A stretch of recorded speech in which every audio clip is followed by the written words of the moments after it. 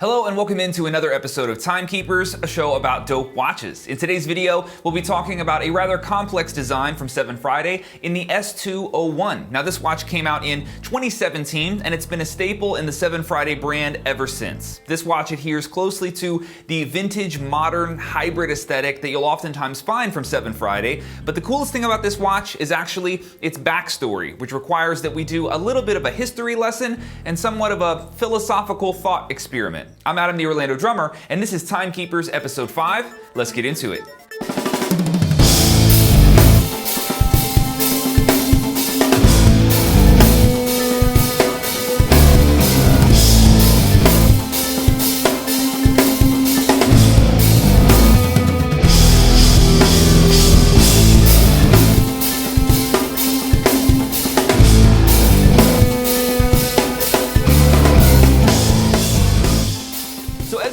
Let's get our main specs out of the way first. This watch is 47mm by 47.6mm, and while it's technically not much bigger than an average 7Friday, it definitely feels solid on the wrist while still being totally comfortable. The case and the outer bezel are polished stainless steel, and that's contrasted with a sandblasted antique brass animation ring. Inside the multi-level interface, we have tons of textures and colors happening. You'll find polished rhodium, more sandblasted metal, antique brass highlights, and super luminova. One of the highlights of the interface is the inclusion of cotes de Genève, which is a very fancy word for the patterns of systematic scratches that are traced onto some of the smoother metal surfaces. This design technique is native to Switzerland, and it's a notorious marker of quality in any timepiece. It adds a ton of depth to this design. Truthfully, as busy as this watch's interface is, I love the way that this thing comes together. There's no denying that this is not what you would call a simplistic design, but of all the 7Fridays in my collection,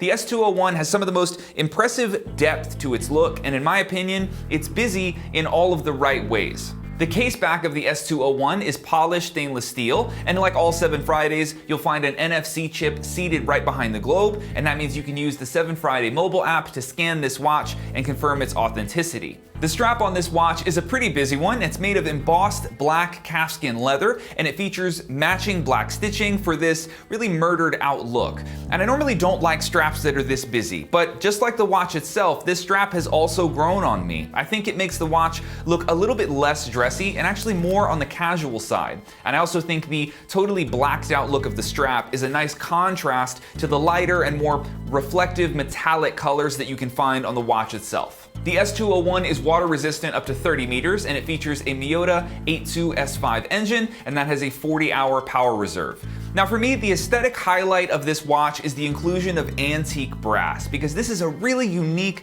texture, a unique color on any watch, and this borderline, almost patina look just gives this really cool vintage modern vibe, which in my opinion makes this a crazy unique watch. Seriously, there are no other watches in my collection that strike me the same way that the S201 does, and videos and pictures really don't do it justice. In person, this thing is wild. Now, like I said, this watch and its whole aesthetic has grown on me a lot more than I anticipated. It's quickly become one of my favorites in my collection.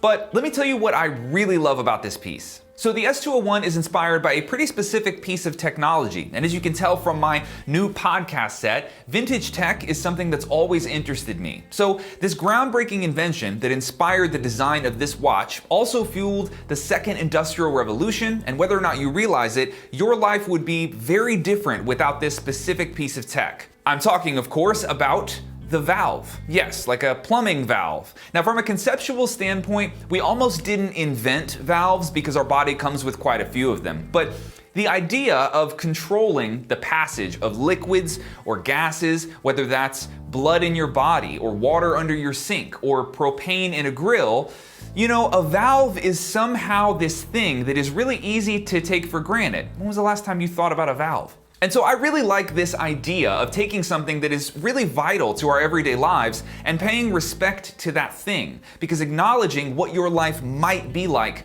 without something is an awesome exercise in gratitude. And in my humble opinion, this is a genuinely useful thought experiment. And of course, all this got me thinking about our incredibly complex instrument and what pieces of tech we might be taking for granted on the drum set itself. Now this is a tough question because as soon as you start removing pieces of technology or components of a drum set, shit gets pretty weird. So ask yourself, what if William Ludwig didn't invent the bass drum pedal in 1909? What if Archimedes hadn't invented the concept of a screw in 350 BC?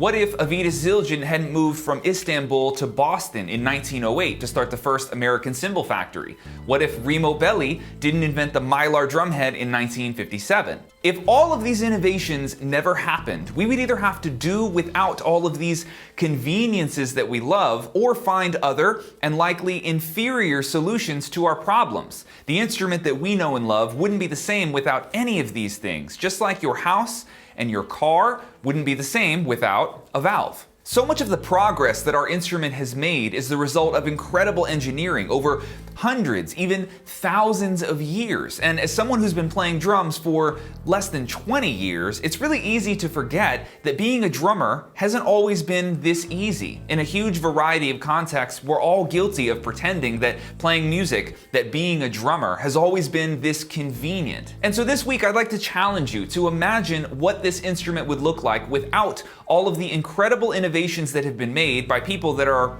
probably a lot smarter than you and I. If anything, you might get a dose of gratitude the next time you sit down to play drums, and in this teacher's opinion, that's something that we could all use a lot more of. Thanks so much for watching, guys. Adam here, the Orlando drummer, and this has been Timekeepers Episode 5, featuring 7 Fridays S201. I will catch you in the next one. Later.